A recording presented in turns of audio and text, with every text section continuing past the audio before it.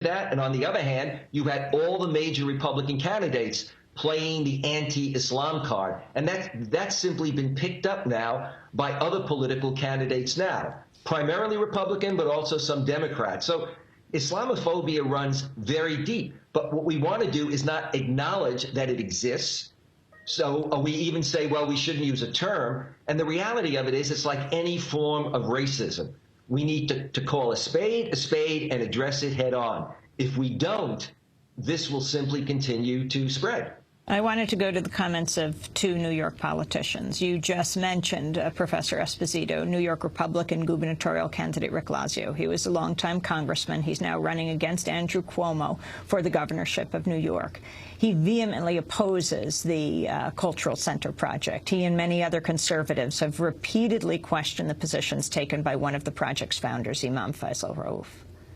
You know, the person who is spearheading this effort, Imam Rauf, has said on the very month that we suffered this terrible surprise attack that America was an accessory to the crime of 9/11 and that Osama bin Laden was, in a real sense, made in the USA. This is not the voice of a bridge builder. I know they're trying to portray this now as a situation where we've got peacemakers and bridge builders, but the person who's driving this is affiliated with some of the most radical organizations that we know. He refuses to condemn Hamas as a terrorist organization, and he's affiliated very closely with the Pradana Global Group that funded the flotilla that tried to run the blockade in the Middle East.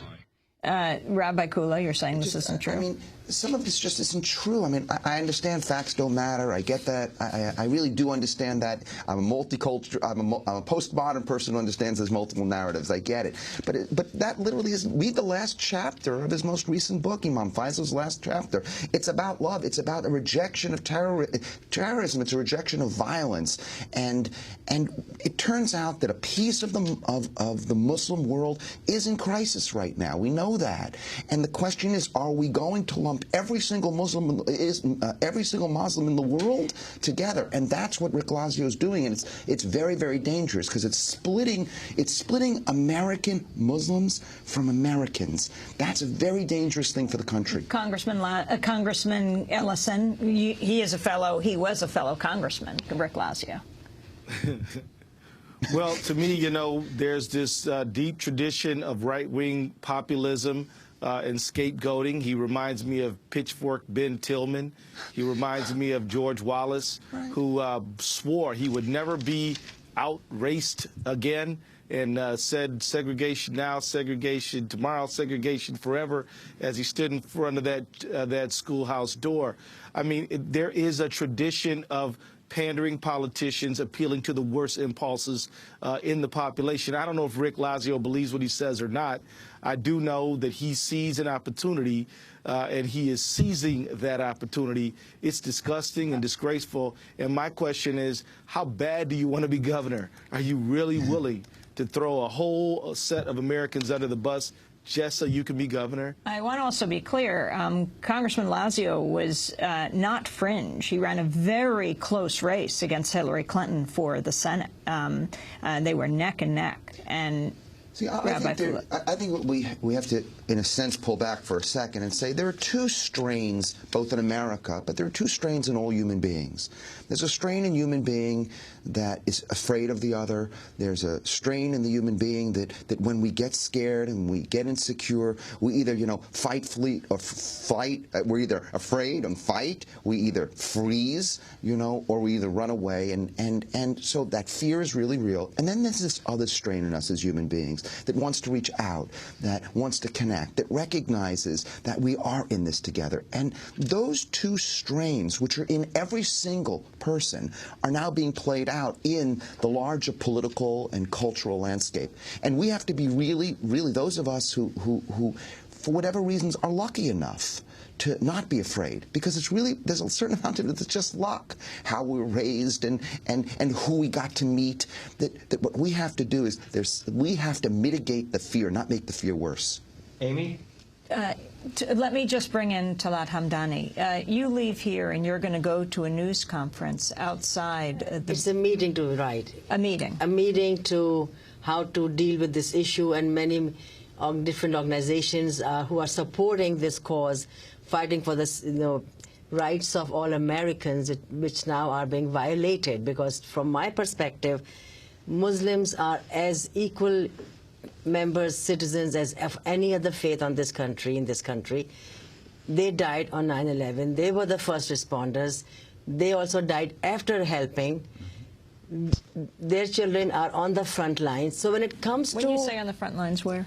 In Afghanistan and Iraq, Muslims are fighting too. So when it comes for us to pay our duties, we do it. But when it comes to us demanding our rights, we are not getting it. We are being told, you know, you are a terrorist, which is very wrong.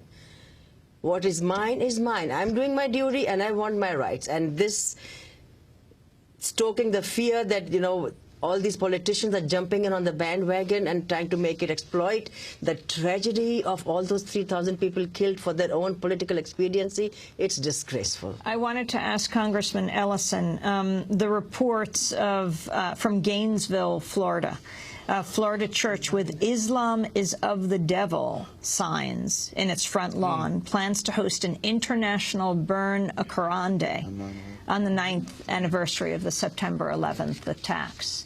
It reminds me back when you were first elected, the whole controversy around your swearing in, wanting to do it on a Quran. Well, you know, one of the things that I'd like to share with you is that when I met President Bush face to face, he shook my hand vigorously and he said that he thought it was a good thing and that he was happy that I was in the Congress. So, I mean, I think it's true that he thought it was a good thing that you were swearing on. Actually, it was Abraham Lincoln's Bible. Is that right? No, it was Thomas Jefferson's Quran. Thomas Jefferson's Quran. Yeah, and yeah, President Bush was supportive, and you know, President Bush is well aware that, you know, I'm a liberal Democrat and he's a conservative, but that did not stop us from agreeing that America had a very important heritage of religious tolerance that we both needed to celebrate. But you know what? This is just one of those examples of what happens when politicians and cultural leaders sort of light the fuse. And it does end up in extremely tragic situations. And that's why it's so important that you're doing this program. And I just want to say to the rabbi and to Ms. Talal, those of you who live in New York, that I am exceedingly proud of you. And I'm so glad that you're doing what you're doing because, you know, we've got to offer that counter narrative. Most New Yorkers, a plurality of New Yorkers, still believe in our First Amendment heritage. I'm so proud of Mayor Bloomberg. A few seconds left, and I just want to ask you, what political rights do Muslim Americans have now? What political price can they exact with Democrats and Republicans using this as political capital? Well, what actual practical rights Muslims have in America today is in the balance. It's being determined as we speak. The fact is that the question you asked me will be answered if this mosque goes forward. And if it doesn't, I think it will also be answered.